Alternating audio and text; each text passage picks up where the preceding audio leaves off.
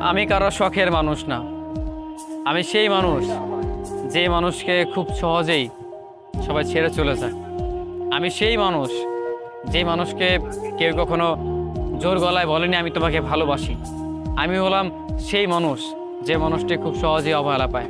আমি সেই মানুষ যে কিনা আজ পর্যন্ত মানুষকে ভালোবেসে গিয়েছি, কিন্তু বিপরীতে তার ভালোবাসা খুঁজে পাইনি। আসলে আমি আসলে একটা অবহেলিত মানুষ। প্রতিটা সময় বারবার আমি অবহেলিত হয়েছি। আমি হচ্ছে সেই মানুষ যে মানুষটা কিনা কখনো কারো কাছে প্রিয় ছিলাম না, সবসময় অবহেলার পাত্র হয়েছে।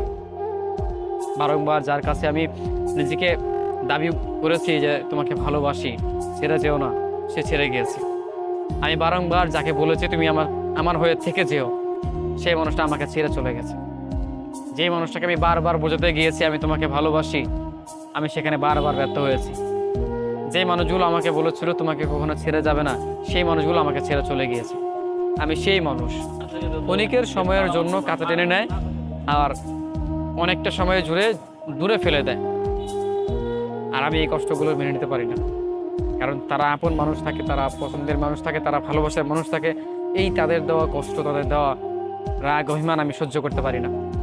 তারা চাইলে পারে একটাবার ভালোবাসি বলতে, ভালোবেসে যত্ন করে ডাকতে, অথচ অথচ তারা বারংবার অবহেলা করে দূরে ঠেলে দেয়, বারবার কাছে টাকার নাম করে দূরে ঠেলে দেয়।